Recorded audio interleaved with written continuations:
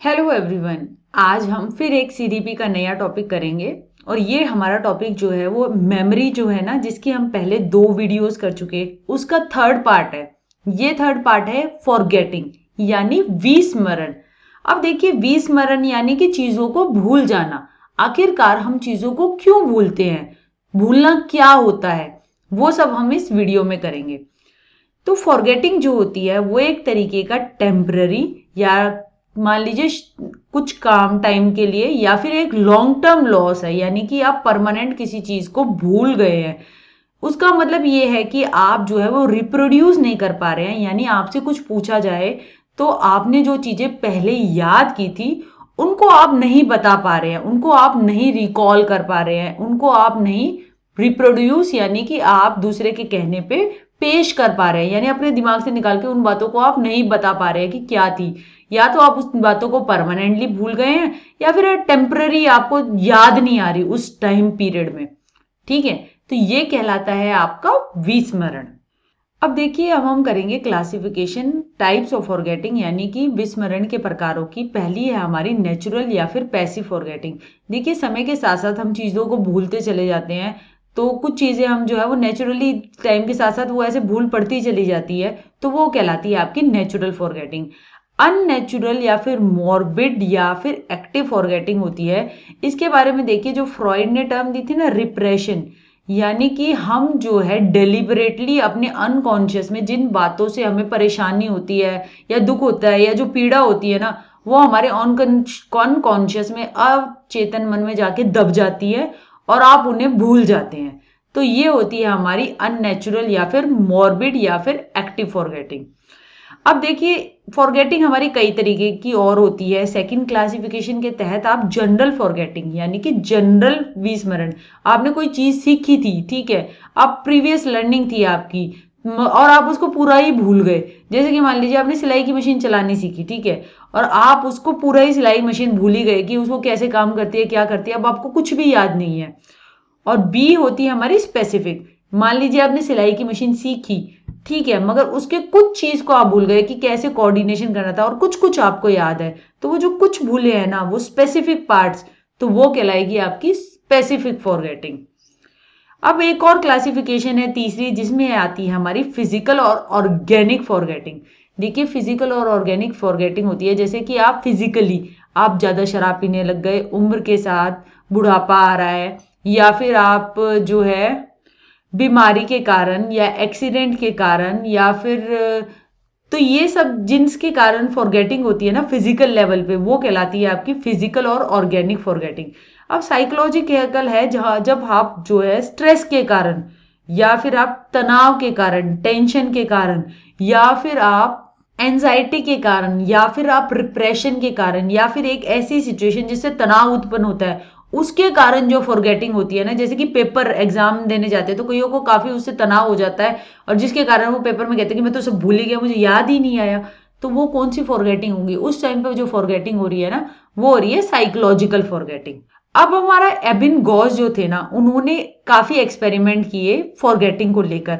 उन्होंने एक्चुअली क्या किया था, उन्होंने ना एक नॉन सेंस सिलेबल्स क्या होते हैं, जैसे कि आप देखिए लिख दिया BDK। अब ये कोई शब्द तो नहीं है ना जिसका कुछ मीनिंग बने, ऐसे ही उन्होंने एक लिस्ट नॉनसेंस सिलेबल्स की याद की और उन्होंने देखा कि मैं टाइम दर टाइम मुझे कितनी याद रहती है, और उसके बाद उन्होंने उनका एक कर्व बनाया।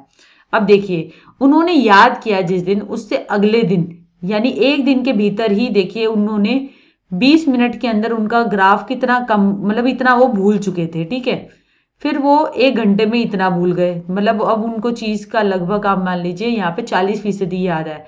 8.8 घंटे बाद अब देखिए उन्हें 30% ही याद है, और 20 मिनट से पहले तक उनको लगभग 75% उन्हें याद था। फिर टाइम के साथ साथ जो है ना, वो ग्राफ जो है वो नीचे की ओर आता है और कांस्टेंट सा होने लग जाता है, मतलब फिर जो है आप इतना ज्यादा नहीं भूल पाते। अब 25% याद था पहले दिन, दूसरे दिन भी 25% याद रहा, अब देखिए, और 5वें दिन भी 25% याद है, और लगभग 31 दिन तक आप जो है आपको 25% याद है। तो आप कितना 75% आप जो है वो सामान भूल गए, ठीक है। तो उन्होंने जो अपनी स्टडी की थी, उन्होंने ग्राफ प्लॉट किया था कि अमाउंट फॉरगॉटन, यानी मैं कितना अमाउंट भूल गया। अगर हम इस ग्राफ को हम इस तरीके से यहाँ से देखें, अभी तो हमने यहाँ से देखा है कि कितना रिटेन था, 100% रिटेन था, फिर 75 याद रहा, फिर 50 और फिर एंड में 25 याद रहा। अगर हम इस तरीके से देखें इस साइड से, पहले जो था 0% फॉरगेट किया था, यानी कि सब कुछ याद था। फिर जो था 25% भूल गए, फिर जो था 50% भूल गए, और यहाँ पर जो थे आप 75% भूल गए। तो आपको कितना रिटेन हुआ? 25%। तो इस तरीके से दोनों तरफ करके कर सकते हैं। बात यही है कि लगभग स्टार्टिंग में जो आप याद करते हैं ना, तो आपको थोड़ा ज्यादा याद रहता है, फिर एकदम शार्प डिक्लाइन होता है, यानी कि एकदम से आप एक दिन के अंदर बहुत ज्यादा भूलते हैं, 2 दिन में भूलते हैं, उसके बाद आप ग्रेजुअली भूलते हैं, यानी कि फिर एक कॉन्स्टेंट लाइन में भूलते हैं, थोड़ा थोड़ा आपको याद ही रहता है। सो यही है कि मटेरियल लर्न जो होता है उसमें एक शार्प ड्रॉप होता है और मेमोरी में, और फिर डिक्लाइन जो होता है वो एक ग्रेजुअल होता है। और ये जो कर्व दिया उन्होंने, ये इस तरीके का, ये जो हमारा कर्व है, तो ये कहलाता है आपका एबिंगहॉस कर्व ऑफ फॉरगेटिंग। अब हमारे विस्मरण के कारण क्या है, कि हम चीजों को भूलते क्यों हैं, आखिर क्या होता है ऐसा कि हम चीजों को भूल जाते हैं। देखिए, इनकोडिंग फेलियर है पहला। ऐसी इंफॉर्मेशन जिसको आप अटेंड नहीं करते, इनकोड नहीं करते मेमोरी में, तो आप उसे भूल जाते हैं। देखिए, आप उसको एक तरीके से एसोसिएशन बना के स्टोर नहीं करेंगे, इनकोडिंग नहीं करेंगे। आपने देखिए स्टार्टिंग में क्या था ना, हमारा जो मेमोरी है उसके 3 पार्ट्स है। इनकोड करना मतलब चीजों को लेना, ठीक है, उसके बाद जो है उसको स्टोर करना, भंडारण करना, और रिट्रीवल, जब काम पड़ता है तो उस चीज को अपने दिमाग से निकाल कर बताना। जब आप इनकोड ही नहीं करेंगे इंफॉर्मेशन को, तो जो इंफॉर्मेशन इनकोड नहीं हुई, आपने कोई चीज पढ़ी ही नहीं, मान लीजिए किताब, आपने ईटी का सेक्शन पढ़ा ही नहीं, तो आपने इनकोड ही नहीं किया। अब इनकोड ही नहीं किया तो आप उसको भूलेंगे ही ना, आपने पढ़ा ही नहीं उसको। सो नॉन अटेंडेड इन्फॉर्मेशन जो होती है वो इनकोड नहीं होती मेमोरी में, और आप उसे भूल जाते हैं। दूसरा है भाई रिप्रेशन थियरी, जो कि फ्रॉइड ने भी रिप्रेशन की बात की थी। हम ऐसी चीजों को भूलना चाहते हैं या भूल जाते हैं जो हमें जो होते हैं काफी एक तरीके से परेशान करती हैं, और जिनसे हम विचलित होते हैं। तो आप क्या करते हैं, उनको अपने अनकॉन्शियस, अचेतन मन में उनको दबा देते हैं, और वो जो होती है एक हमारी एक तरीके की अनकॉन्शियस फॉरगेटिंग है, यानी आप जानबूझ के नहीं कर रहे, मगर आपके अचेतन मन में वो चीजें अपने आप ही दबकर, पीड़ा देने वाली, वो दब जाती हैं और आप उन चीजों को भूल जाते हैं। तीसरी होती है भाई ट्रेस डिके, यानी चिन्ह हास। अब आप देखिए, आपने कोई चीज सीखी, ठीक है, उसके जो होते हैं ना एनग्राम्स के फॉर्म में आपके दिमाग में वो सेव होती है, मगर समय के साथ साथ क्या होते हैं, वो एनग्राम्स जो होते हैं ना, आप और नई लर्निंग करने लग जाते हो, आप कुछ और नया सीखने लग जाते हो, तो और वो जो एनग्राम्स जो होते हैं ना, वो वीक होने लग जाते हैं। अब कोई और नया आया तो उसको वो थोड़े धूमिल होने लग गए, और वो उस जैसा ही बन गए, नए जैसा, तो कुछ पता ही नहीं चला पुराना क्या था। तो इसलिए जो ट्रेस होता है ना, जो चिन्ह होता है, वो अपना जो ओरिजिनलिटी होता है, यानी कि अपनी जो मेन बात होती है, वो धीरे धीरे भूलने लग जाता है और नई इंफॉर्मेशन के अनुरूप ढलता चला जाता है। तो जिसके कारण जो आपकी जो चीज आपने याद की थी, उसको अगर आप पहले याद की थी, उसको याद करने की कोशिश करो तो वो आप नहीं बता पाते, क्योंकि वो जो ट्रेस था ना, वो एक तरीके से धूमिल हो गया और किसी और चीज में जाकर मिल गया। तो वही कहलाती है भाई ट्रेस डिके थ्योरी। अब ये जो टॉपिक है ना, ये इंटरफेरेंस का, बेटा इसे बहुत अच्छी तरह करके जाना, क्योंकि मेरे को लगता है कि ये क्वेश्चन आ सकता है इसमें से किसी भी पेपर में, रीट में, डीएसएसबी में, ये इंपॉर्टेंट है। देखिए, इंटरफेरेंस आपने बहुत बार देखा होगा कि भाई ये जो है, ये मेरी लाइफ में ये बड़ा इंटरफेयर कर रही है। इंटरफेयर, अब ये इंटरफेयर करना क्या है, अवरोध करना क्या है, और स्मृति के कॉन्टेक्स्ट में क्या है। अब देखिए, ये कॉन्सेप्ट जो दिया था, ये दिया था मैककियोक ने। किसने दिया था बेटा? मैककियोक ने। जो इंफॉर्मेशन होती है, अब इंटरफेरेंस जो होता है वो 2 तरीके का होता है। एक तो होता है आपका प्रोएक्टिव, और दूसरा होता है आपका रेट्रोएक्टिव। अब देखिए, पहले हम प्रोएक्टिव को देखते हैं, यानी अग्रलक्षी अवरोध। अब प्रोएक्टिव जो होता है वो एक तरीके का फॉरवर्ड मूविंग होता है। मान लीजिए कि एग्जाम्पल से इसे दे के चलते हैं कि आपको इंग्लिश आती है, ठीक है, यू नो इंग्लिश, आपने मगर फ्रेंच सीख रहे हो, आप आज की डेट में आप फ्रेंच सीख रहे हो, इंग्लिश आपको अच्छी तरह आती है। अब जो इंग्लिश होगी ना, वो इंटरफेयर करेगी। आप जब फ्रेंच के शब्द याद करने की कोशिश करोगे आपको इंग्लिश के शब्द ही बार बार याद आते रहेंगे, क्योंकि इंग्लिश आपकी एक प्रीवियस लर्निंग है, ठीक है, और वो आपको इंटरफेयर कर रही है आपकी लेटर लर्निंग में। तो ये कहलाता है भाई प्रोएक्टिव इंटरफेरेंस, यानी कि अर्लियर पुरानी लर्निंग, पुराना अधिगम इंटरफेयर करता है आपको लेटर लर्निंग में। जैसे कि देख लीजिए कि आप जो है इंडिया में गाड़ी चलाते हैं और आप जाके चलाने लग गए यूरोप में। अब इंडिया में जो गाड़ी है आप चलाते हैं राइट हैंड ड्राइव, और अब यूरोप में जाने के चलानी पड़ेगी आपको लेफ्ट हैंड ड्राइव। अब जो राइट हैंड ड्राइव में आपको जो टर्न लेना होता है, क्या लेना होता है, वो बार बार अगर आप यूरोप में चलाएंगे ना तो आप वैसे ही लेंगे स्टार्टिंग में थोड़ा। तो वो क्या हो रहा है, वो हो रहा है प्रोएक्टिव इंटरफेरेंस। जैसे कि आप देख लीजिए कोई किसी की बात करते हुए, क्या दो जने बात कर रहे हैं और बाय चांस उसने उसकी किसी की नई गर्लफ्रेंड है, उसकी नई गर्लफ्रेंड का नाम लेके उसकी पुरानी गर्लफ्रेंड का नाम ले दिया, ठीक है। तो अब वो पुरानी गर्लफ्रेंड का नाम लाना और उसकी नई गर्लफ्रेंड के सामने मतलब उसका नाम ना बोल पाना, तो वो क्या है, वो जो पुरानी लर्निंग है ना, तो वो इंटरफेयर कर गई नई लर्निंग में। नई गर्लफ्रेंड का नाम याद नहीं आया, पुरानी का नाम एकदम से बता दिया। आप कई बार क्या करते हैं, आपका नया फोन नंबर आपने ले लिया, मगर प्रोएक्टिव इंटरफेरेंस ये है कि आपका जो पुराना नंबर है ना, आपको वो बार बार वही याद आता रहता है, नए वाला आप इतना याद नहीं रख पा रहे हो। तो ये कहलाता है आपका प्रोएक्टिव इंटरफेरेंस, यानी पुरानी लर्निंग जो है वो नई लर्निंग में जो है वो इंटरफेयर कर रही है। अब जो आ गया दूसरा होता है आपका रेट्रोएक्टिव, यानी कि पूर्व लक्ष्य अवरोध, यानी कि बैकवर्ड मूविंग। ये एक तरीके से उल्टा होता है, ठीक है। अब मान लीजिए कि आपको इंग्लिश आती है और आप जो है वो फ्रेंच सीख रहे हैं, ठीक है। अब आपको इंग्लिश के शब्द कुछ याद करने हैं, पहले से आपको इंग्लिश आती थी और आपने फ्रेंच सीखना शुरू कर दिया, ठीक है। अब आपको इंग्लिश के कुछ शब्द याद करने हैं। अब इंग्लिश के शब्द याद करने की आप कोशिश कर रहे हैं और अब आपको भैया फ्रेंच के शब्द याद आ रहे हैं, आपने कुछ नया सीख लिया। अब नए वाला सीखने के बाद जो पुराने वाला है वो धूमिल हो गया है और आपको उसको याद करने में दिक्कत हो रही है। नए वाला इंटरफेयर कर रहा है पुराने वाले में, फ्रेंच के शब्द दिक्कत कर रहे हैं इंग्लिश के शब्दों को निकालने में। तो ये कहलाएगा आपका रेट्रोएक्टिव, यानी पूर्व लक्षी अवरोध।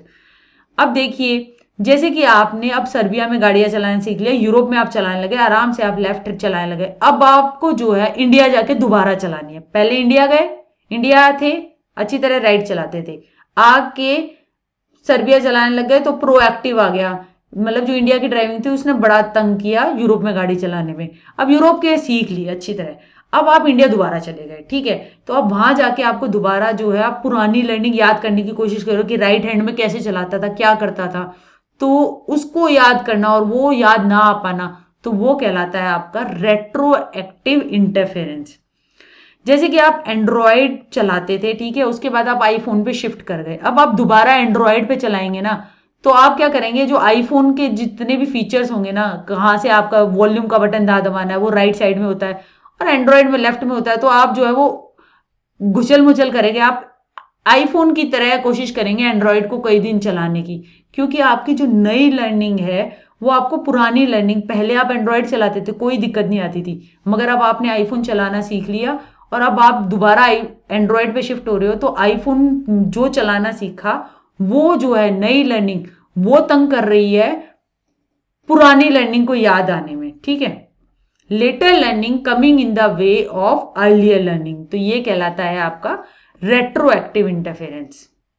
ये भाई दिया था मैककियोक ने, अवरोध के कारण जो विस्मरण होता है ये वो है।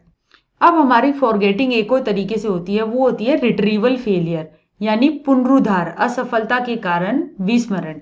अब देखिए कई बार ऐसा होता है कि प्रॉपर रिट्रीवल क्यूज ना मिलने के कारण, यानी कि प्रॉपर रिट्रीवल क्यूज वो हो गए, यानी कि ऐसे प्रॉपर क्यूज थे, मान लीजिए कोई बच्चा जो है वो एक क्लास में जो है उसकी सारी पढ़ाई हुई, मतलब अच्छी तरह उसी क्लास में बैठा और बाद में उसको एक ऐसे कमरे में बिठा दिया और वहां पे उसका टेस्ट लिया, तो उसको ऐसा लगा कि जो जिस क्लास में मैं पढ़ रहा था उस क्लास में मतलब मैंने इस चीज से इसको एसोसिएट किया था, ऐसे किया था, तो वो रिट्रीवल क्यूज नहीं मिले जिसके कारण उसकी परफॉर्मेंस जो है वो डिस्टर्ब हो गई।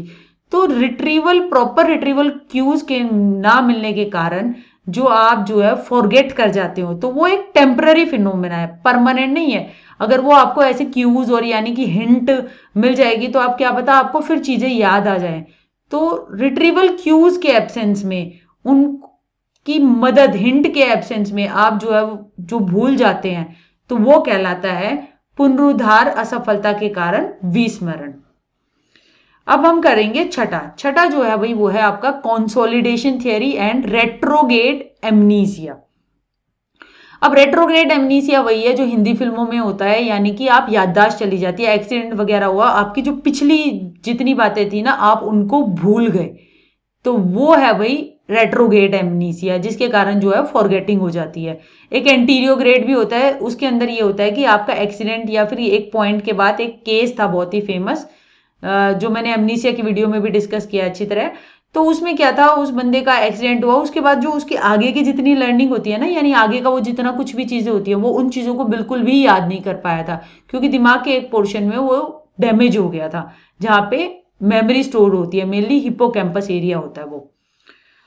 और एक और सातवां जो पॉइंट है हमारा वो है हमारा ज़ैगार्निक इफेक्ट। देखिए ये आ सकता है, ये एक अच्छा क्वेश्चन बनता है यहाँ पे। ये है कि हमारी एक ज़ैगार्निक नाम के हमारे साइकोलॉजिस्ट थे, उन्होंने काफी टास्क दिए बच्चों को, और काफी टास्क दिए, एक कंप्लीटेड टास्क और एक इनकम्प्लीटेड टास्क। यानी बंदे जो है वो एक काम को कर रहे हैं अच्छी तरह, और जैसे ही वो सोच रहे हैं कि ये पूरा होने वाला है या लगभग उसके पास है, तो उन्होंने एक्सपेरिमेंट वापस ले लिया कि हाँ हाँ बस हो गया हो गया। तो उससे क्या हुआ, जो कंप्लीटेड टास्क थे ना वो तो वो भूल गए, मगर जो इनकम्प्लीटेड टास्क थे जो लगभग पूरे होने वाले थे, जिनमें बंदा बहुत अच्छी तरह मगन होके लगा हुआ था, तो बाद में पूछा गया कि कौन से टास्क थे, कौन से काम थे, तो उन बंदों ने उन टास्क के बारे में ज्यादा बताया जो कि वो पूरे नहीं कर पाए। तो उन्होंने यही बात की कि इनकम्प्लीटेड टास्क जो है वो ज्यादा लंबे समय तक याद रहते हैं। आपने कई बार देखा भी होगा ना कि मैथ्स में बहुत सारी प्रॉब्लम्स होती हैं, तो जो सॉल्व हो जाती है तो सही है, और जो नहीं होती तो उसको आप कई बार काम करते हुए या फिर घूमते फिरते नहाते हुए तो भी आप उन चीजों को, उस क्वेश्चन के बारे में सोचते रहते हो। तो वही है आपका ज़ैगार्निक इफेक्ट, कि इनकम्प्लीटेड टास्क जो होते हैं वो लंबे समय तक हमारी मेमोरी में बने रहते हैं और हमें याद रहते हैं। अब हमारे दो इफेक्ट हैं जिनके बारे में हमें करना है, वो है एक पहला सीरियल पोजीशन इफेक्ट। इंफॉर्मेशन जो होती है बिगिनिंग की किसी भी लिस्ट की, वो आपको ज्यादा रिकॉल होती है और हायर रेट होता है उसका then information in the middle. अब आप देख लीजिए, जैसे कि आप एक साइकोलॉजी की किताब के चैप्टर देखिए, 10 चैप्टर हैं, तो आपके जो पहले 3 चैप्टर होंगे ना, आप उनके बहुत अच्छी तरह उनके बारे में अच्छी तरह बता दोगे, आपको ज्यादा रिकॉल कर पाओगे, क्योंकि जो स्टार्टिंग की चीज होती है ना उसको आप बहुत अच्छी तरह अटेंड करते हुए कंसंट्रेशन से और अच्छी तरह करते हो, तो वो ज्यादा लॉन्गर रिटेन रहती है। तो और जो बीच वाली होती है जो है, उनका रिकॉल करना वो कम होता है। ये क्यों होता है? ये इसलिए होता है क्योंकि स्टार्टिंग में जो होते हैं हम ज्यादा रिहर्सल करते हैं, यानी बार बार उसको देखते हैं, जिसके कारण जो इंफॉर्मेशन जानकारी होती है वो आपकी लॉन्ग टर्म मेमोरी में चली जाती है। अब लॉन्ग टर्म मेमोरी में चली गई तो वहां वो जाके परमानेंट हो गई। तो यही है, देखिए ग्राफ में ये हमारा प्राइमेसी इफेक्ट दिखा रखा है कि स्टार्टिंग में जो है ना हमें ये इतना याद होता है, 70-60 से थोड़ा सा कम, तो और बाद में देखिए ये 45 के लगभग। तो हमारे जो स्टार्टिंग के चैप्टर होते हैं ना उनका जो है ज्यादा रिटेंशन है और उनको आप ज्यादा रिकॉल कर पा रहे हो, और मिडल वालों का थोड़ा कम है। तो यही जो स्टार्टिंग वालों को याद करना कहलाएगा, तो वो कहेगा प्राइमेसी इफेक्ट, ठीक है। और बाद में रिसेंट, हम कहते हैं ना रिसीडिंग, खत्म होता हुआ। अब क्या होता है जब हम एंड की तरफ आने लगते हैं, तो एंड की जो चैप्टर होते हैं ना वो ज्यादा रिकॉल कर पाते हैं, या लिस्ट के ऐसे आइटम्स जो कि एंड में होते हैं उनको ज्यादा याद कर पाना एज कंपेयर टू बीच वाला। अब देखिए यहाँ ग्राफ जो है दोबारा ऊपर की ओर आ गया ना, रिटेंशन बढ़ गया ना, रिकॉल आप ज्यादा कर पा रहे हैं ना, यानी कि आप चीज को याद ज्यादा कर पा रहे हैं ना। तो यही इफेक्ट अब कहलाएगा रिसेंसी इफेक्ट, यानी बाद की चीजें ज्यादा याद रहती हैं। तो बाद की चीजें क्यों ज्यादा याद रहती हैं? अब देखिए बाद वाली चीजें हैं ना वो आपकी शॉर्ट टर्म मेमोरी में है। शॉर्ट टर्म मेमोरी में इंफॉर्मेशन जो होती है वो अभी वहीं पे है, वो लॉन्ग टर्म में नहीं गई है। लॉन्ग टर्म में कब जाती है? जब आप किसी चीज की इलेबोरेटिव रिहर्सल करते हो, यानी चीजों को जोड़ते हो और बार बार करते हो एसटीएम में प्रैक्टिस, तो वो जाके एलटीएम में चली जाती है। अब एंड में एकदम से पूछ रहे हो, लास्ट के चैप्टर आपने अभी अभी पढ़े हैं, ताजा है, नए हैं, ठीक है, तो वो इंफॉर्मेशन कहाँ है? आपके शॉर्ट टर्म मेमोरी में है, ठीक है। तो शॉर्ट टर्म मेमोरी में, और उसके बाद जो है आपने कुछ और नहीं पढ़ा है, तो कोई और नई जानकारी नहीं आ रही है जो कि आपकी जो पहले वाली जानकारी जो आपने लास्ट के चैप्टर पढ़े हैं उसके बाद आपने कुछ नहीं पढ़ा, अब कुछ ज्यादा नहीं पढ़ा तो क्या हुआ कि कोई और नई जानकारी नहीं आई जो कि उस जानकारी के साथ बीच में बैठ के इंटरफेयर करे या और परेशानी करे। तो लास्ट के चैप्टर जो है वो शॉर्ट टर्म मेमोरी में है, उसके बाद आपने कुछ पढ़ा नहीं तो आप आसानी से उन्हें जो है रिकॉल कर लेते हो और बता पाते हो। तो ये इफेक्ट जो कहलाता है ये कहता है रिसेंसी इफेक्ट। तो देखिए सीरियल पोजीशन इफेक्ट के अंदर हमारी दो चीजें आती हैं, एक होता है प्राइमेसी इफेक्ट यानी आगे की चीजें याद रख पाना और बीच वाली के मुकाबले, और रिसेंसी इफेक्ट यानी बाद की चीजें, लास्ट के चैप्टर ज्यादा याद रख पाना बीच वाले के मुकाबले, क्योंकि वो जो इन्फॉर्मेशन होती है वो आपकी एसटीएम में होती है उस टाइम, यानी शॉर्ट टर्म मेमोरी में होती है। So thank you very much. उम्मीद करती हूँ मेमोरी की ये टॉपिक्स आपको इस वीडियो से क्लियर हुए होंगे और फॉरगेटिंग के बारे में आपकी अच्छी समझ बनी होगी। उम्मीद करती हूँ कि आप फॉरगेटिंग की वीडियो देखकर आप इसे फॉरगेट ना कर जाना। So thank you very much. जय हिंद।